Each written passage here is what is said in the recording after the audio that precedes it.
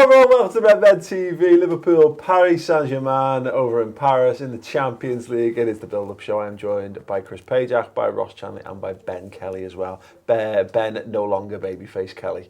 Yes. Yeah, Movember's gone on strong. Is that really Movember? He's out cheating by having it as a full beard?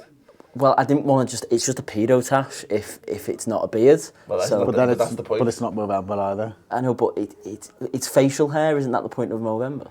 Listen, the point is to raise money and awareness for testicular and I'm doing that on I'm doing that on a YouTube channel by saying that I'm doing awareness was raised. Yeah, but you always have to. No, but I'm doing it by raising your awareness of what you're doing. Yeah, okay, thanks for that. But you've got a beard. You just got a beard. If you just had a moustache, that would be doing it, because everyone would be like, why has he got a moustache? Oh, he's probably doing Movember.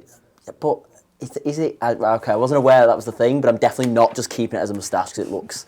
I look like a 12-year-old trying to grow a moustache. You look like the kid from Jumanji. That's what you look like. I've not seen Jumanji. No. Have you seen the new one? No. Okay, that's something. That's what I get off. Anyway, football, Paris St Germain, Champions League. Chris, it's a big game, very big game, goes without saying. Obviously, Paris, big team, big players and all that. It's not essential that Liverpool win if they want to secure qualification. No, I'd like us to, nonetheless. Yeah, nevertheless. I mean, but this is the thing about this game, is you want Liverpool to win every game, of course you do. It wouldn't be the end of the world, is what I'm saying, is if they were to do it, because it still we'd still have to go and beat Napoli to make it a reality. However, we've talked about how busy this period we're about to enter into is to try and get qualification booked as easily as possible. I want us to go out there. I want us to go and play without fear. I want us to put Paris out of the competition. Yes. That's pretty much it for me, because if you meet them later on in the competition, you might have a struggle with them or whatever.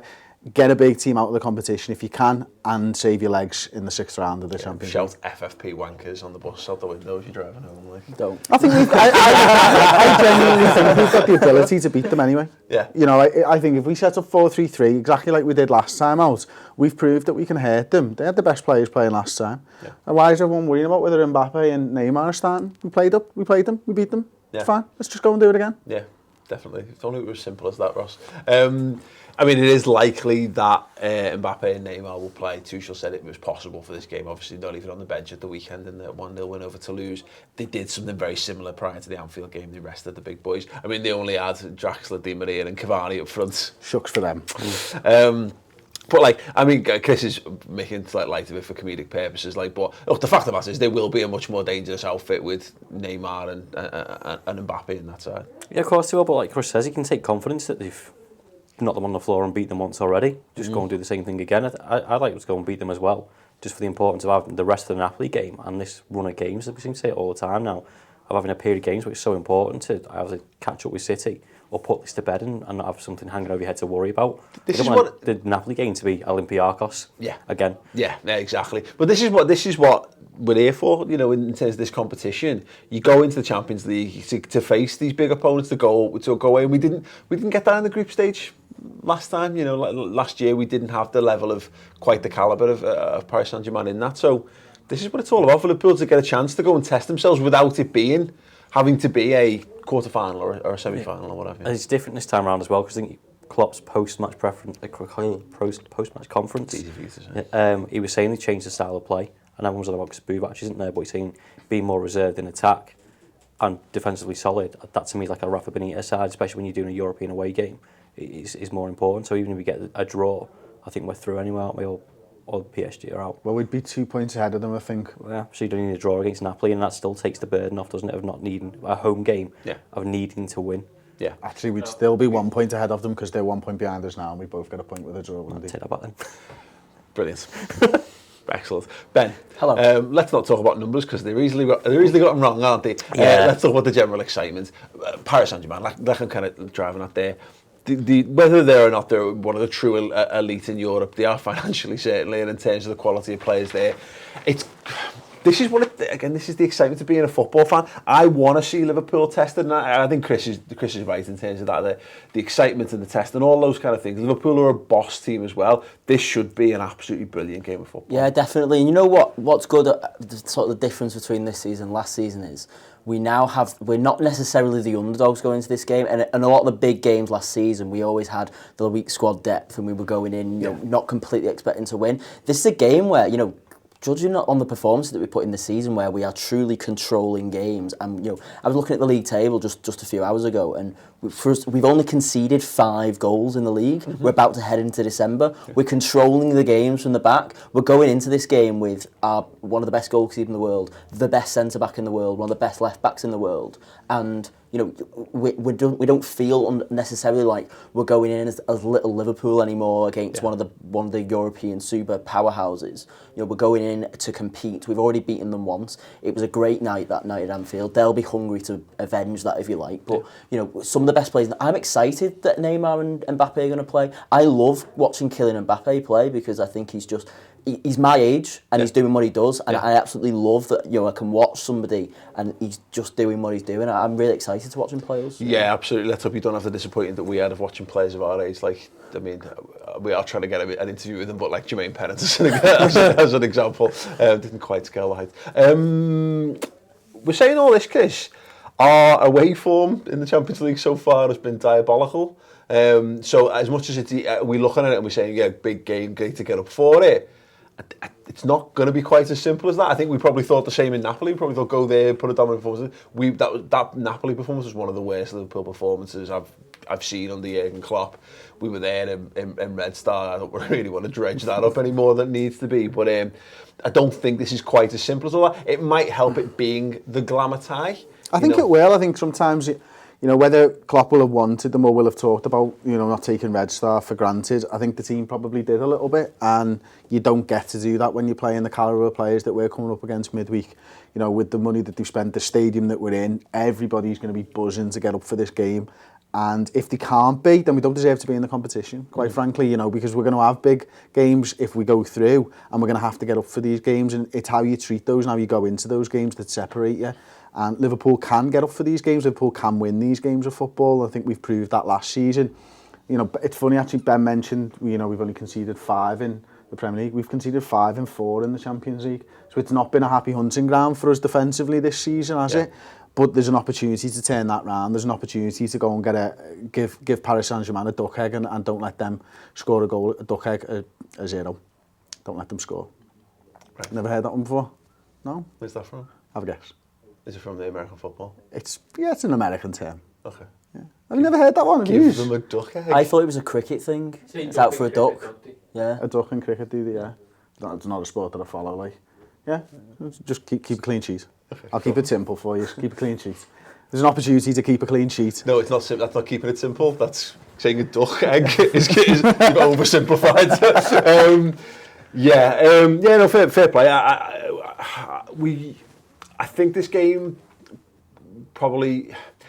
I fancy Liverpool in big games just because of that, because of the way we play. And I don't think this will be. We've talked about Liverpool getting better at dominating the ball and being comfortable more in possession. I don't think this is going to be that game. They've got to go for this game. Absolutely, their future kind of hinges upon this. I would expect them to do what they do to look to hurt us, but this could be a return to Liverpool, vintage Liverpool of the Champions League last season, where hit them on the counter attack. So we're a bit better at soaking things up. You'd like to think, although as you say, that defensively not quite so much in Europe so far this season, but that's where I think we'll be. You could see like a bit of what we did in Rome. No, hopefully not in terms of the overall scoreline on the night. Certainly in Porto, obviously Man City as well. Soak it up and just because I think they'll be up for it. I think it'll be a bit of a cauldron and what have you. Getting that goal could be a little bit like the Etihad last season when we obviously scored in that regard. So I would be bang up for that. Ben, we'll do preferred 11s after the break, but I want to what Jordan Henderson, obviously stupid red card at the weekend. Does that, you're Jurgen Klopp, obviously, does that change your planning? Because I would have imagined he'd have probably come out for this game. Fabinho might well have gone in, or Will Gordon or whatever, would knowing the Hendo for the derby at the weekend. Now we know Hendo can't play in the derby. Would you? I think it has to. I think it's certainly changed my starting 11 that I've given to you. I think over these 2 games coming up, we were going to see Keita in at some point. I think Keita will now play on Sunday rather than tomorrow, because I think he will look to play. I think he was going to play I think he was going to play Fabinho. I think he might have played a 4-3-3 tomorrow. I think he might have played Fabinho sitting in Kate, but I think now he'll play. I think we'll go into it eventually, but I think he'll play Henderson instead because I think we've got the squad depth, but you've still got to rotate for me, where, especially when you've got big games like this. I'd rather. No, I don't want to say that. I want to win both because they're both huge games. So you don't want to tie players out. There's no point if you're not going to get any minutes out of Henderson on Sunday, you might as well get all 90 out of him if he stays on the pitch for this one. But yeah. Yeah, no, I agree. Anyone? Any takers? I think you can make a case for both, to be honest. We've got Bournemouth and Burnley in short space of time next week. Again, that rotation comes in. I think we've got enough midfielders to not play him on Wednesday and put Milner in there. Milner's not played. He's had 2 weeks off, international break. He's been pumped up for this. I think Milner's really important to play in this. And I think Gini's form, I think he was impressive against Watford at the weekend. I don't think he deserves to be dropped. Yeah, I think Henderson was going to start anyway. To be honest, I think it'll be as close to the team as played them at Anfield. I think that means Henderson, Wijnaldum, and Milner in the centre of the park. Going back to that, if we're going back to a 4-3-3, use 3 players in the centre of the park that you know have produced playing that formation. They were the midfield that got us to the Champions League final. They've played these games away from home together in the Champions League already over the last 18 months, and I think that's the team that he'll probably go with. Interesting. Right, we're going to do the preferred 11 and talk a little bit more depth and detail on the things that we've discussed there and see who actually has gone Jordan Henderson, who has not. Before then, we've got some Christmas sweatshirts, which Chris is expertly modelling right there. I thought so too. But don't just look at it here. No. Take a look at the phenomenal advert that we've produced.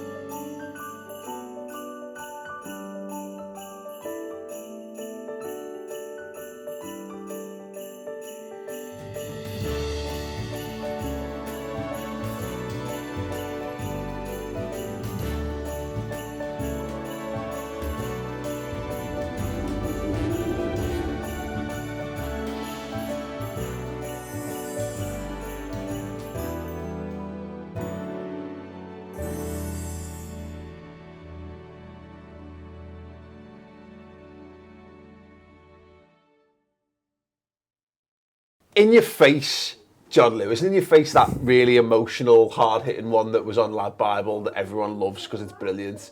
The one about the man coping with loss at Christmas or something, he puts the cassette on or something like that. Our social media guy doesn't know the biggest thing on the internet, it's fine. But it wasn't Liverpool related, so we'll give it a slight, but only slight I pass. like the pedo on the moon, that was the best one. This was, if anyone can tell us... Did you look at me? If anyone can tell us which other Christmas advert we have totally parodied / ripped off for that in the comments. Clear your cookies. Or make sure you clear your cookies before your mum and dad use your browser. Yes, anyway, preferred 11 time. Ben Kelly, let's look at what you've got. You've gone for a back four of Gomez, Lovren, Van Dijk, Robbo, Hendo, Gini, and then Shaqiri, Firmino. You've gone, 4-2-3-1, pretty much full strength there. Obviously, I think I would have perhaps looked at Fabinho if Henderson, like we discussed. Yeah. But thinking about it, I forgot Milner existed. So I'm now sort of leaning towards the 4-3-3 again. I just don't know. That's why I'm not the manager. Yeah. But that's why. Yeah. That's why. Yeah, I've got the beard. Yeah, absolutely. Yeah. But at the back, obviously Trent scored at the weekend. It was brilliant. But I think Lovren was excellent at the weekend from what I've seen, and I think I'd rather have the extra stability of because I know how good Gomez is, both at centre back and right back. Yeah. I pretty much completely trust him in either position now, and I think I'd rather have Lovren's in good form. Trent's still a bit like that, the goal doesn't gloss over everything. And I think Trent will want to play in the derby. I know he's a young lad and fit enough to do it, but I think he'll want to play 90 minutes in the derby. And I think if I was to have Trent for either one, I'd save him for Sunday, and I'd have a bit more of a stable back four for Wednesday. I think the Gomez at right back is an interesting one. I could have quite assumed we discussed this last week, didn't we? Because about what game Lovren was likely to be used for. Now he had to be used at the weekend because Gomez was out, but we talking about Lovren is the guy for the big occasions. Klopp knows he can go to him, he knows he can trust him in this regard, and it's definitely not going to be Matip. Probably. Is it? Yeah. I think it's a solid logic to follow Gomez at right back for this game. I think Trent did fine last time out, of course. But I think we'd all probably agree that Gomez is probably our best. He's quick as well. And I think that's the thing. Quick. He's quick, isn't he? They've got such a pacey with Neymar. If Neymar and Mbappe are going to play, Trent seems quick, but Gomez is noticeably quick. Yeah. He glides, some would say. Yeah. Nothing for me. Well, I did ask you the question. What did you ask me? Whether you thought he was our best right back. Yeah, I think so.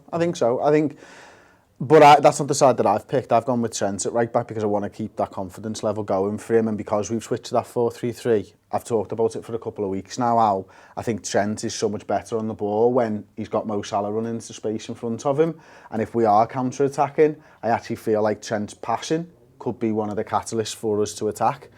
So I've kept Trent in there, and I've actually kept Lovren in there as well, thinking that, I know Gomez is only a minor doubt for this game, and Jürgen did say that he probably will be good enough to go, but it's a long season and you need Joe Gomez, and during these games I think it's absolutely fine to just go, you know what, recover fully before you get back into the side. You're not going to lose your place because of injury. Yeah, there's not a massive drop off, is there, between Gomez and Lovren? I think we all like Gomez more because he's done less bad things, definitely. I think his ceiling's absolutely higher, but you're right.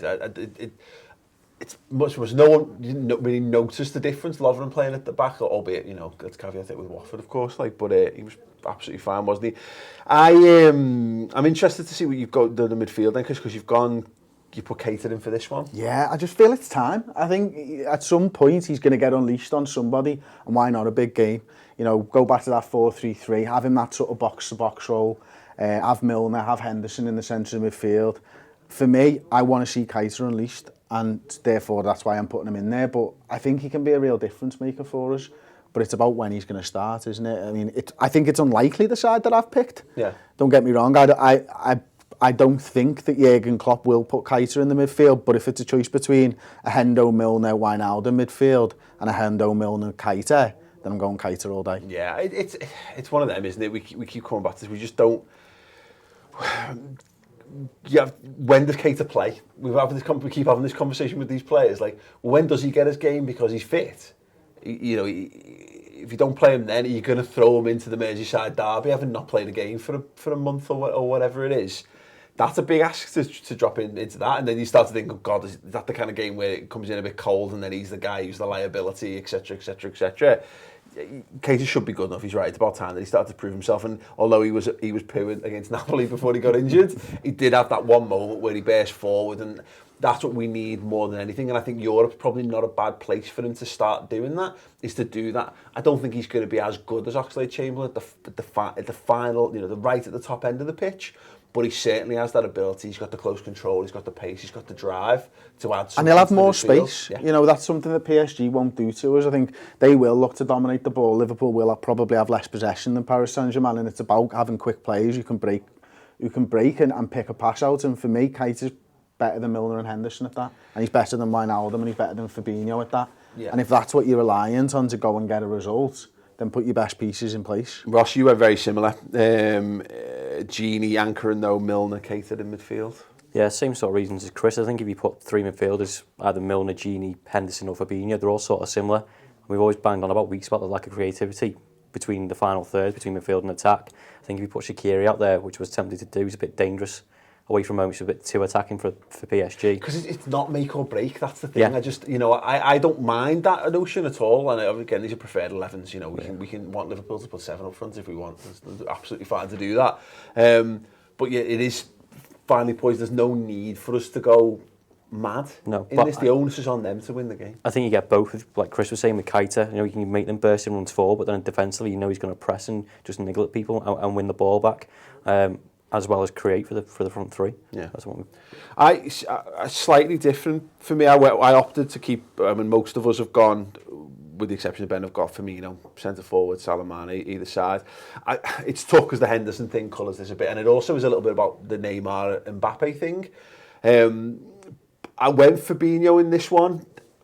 It could just as easily be Jordan Henderson in that, but it was more of it. The job that Gini and Milner did at Anfield kind of gets forgotten about. They basically played as fullbacks for us. You know, they were the guys who sat in and covered while when the fullbacks bombed on. Milner was left back at times in that game, and Gini was right back. We played more of a three in a line than we did like the single pivot or the double pivot or whatever. And I wonder whether we might go back to that. But the logic follows on from what you were saying, Chris. It's having those trusted lieutenants in there, having the guys that maybe it might cost us a little bit going the other way. But first and foremost, Liverpool do not want to get beat in this football match. And I'm sure, you know, a win would be absolutely glorious. But I can't see how Klopp would be upset with us coming away with it. If we drew 0-0 drew 0-0, yeah, I'm sure he'd probably see that as, you know, in the overarching group, pretty much job done. But yeah, I don't know. It's a fine balance, isn't it, between that, because you'll want the margin of error as fans, and we're freaking out. We want as much margin of error against Napoli as possible, don't we, to secure qualification? So go and beat PSG. That makes perfect sense to me. But at the same time, you just beat, you know, Napoli at home. If you'd have to leave it down to just winning the game of football at home, you'd take that all day, given our record at Anfield, wouldn't you? So, interesting one. Preferred 11s in the comments below, if you don't mind. Obviously, Napoli hosting Red Star Belgrade. That would be lovely if Red Star just got their first away win. Just did something mega. Yeah, basically. Just did something mega. Really horrible. Pavkov's a good player. He'll get a goal. Yeah, he's on fire, apparently. I'll tell you what, Palace won't be happy to play them at their place last game. They've won, they've won Does one that and bring drawn them into one. the equation? If they beat Napoli, where are they? Like, Well, they're on Could three. they be Jesus on- Christ, let's just, you know what, They're let's on get to the league table. They're on the same points as PSG, aren't they? They're on 4 points. People I think pay so. for this. People come here for that. Yeah, we're not experts, we're just fans. Let's have a look at the group and then we'll continue. But Well, they've won one and drawn one, haven't continue they? to So they're on speculate. 4 points. yeah, and Yeah, they're on 4. Yeah, PSG and are 5. And where it was in Napoli odds. Yeah. Well, can they both lose then? wouldn't that be nice? I mean, a quick answer? No. No. Right, okay. So yeah, I mean, look, ultimately, so they would leapfrog it. It's possible. If we lose, If they beat Napoli and we draw, then they're top of the group. Red Star. Well, I don't know whether that's right or wrong. I'm not going to do the fact that. Let's just win both games and be happy. Sound good? sounds great. Sounds perfectly good to me. Score prediction, Ben. What do you reckon?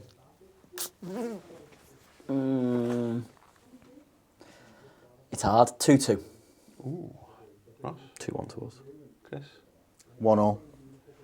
2-0 Liverpool. Clean sheet. Yeah, but like not a glorious Duckhead. yeah. Duckhead. That's it, yeah. No, that wasn't me. Not a goal in both halves. Yeah, I mean we'll do the heartbreaking goal in probably at about 60 minutes. And then when the game's, then they're chasing it at the end, just stick one in. Like Daniel Sturridge with the second one to finish it off. Why not? Yeah, score predictions and preferred 11s from yourselves in the comments, or you can tweet us at the Redmen TV, of course.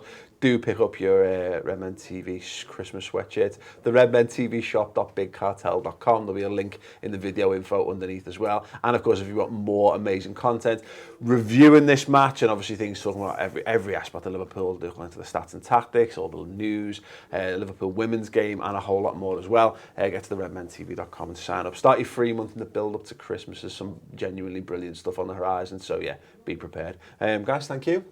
I've enjoyed that. Hopefully we'll enjoy the game. We're going to be over in Paris, so fingers crossed it goes better than Red Star. Drop a like for, to just give us that extra bit of luck. Why not? Cheers.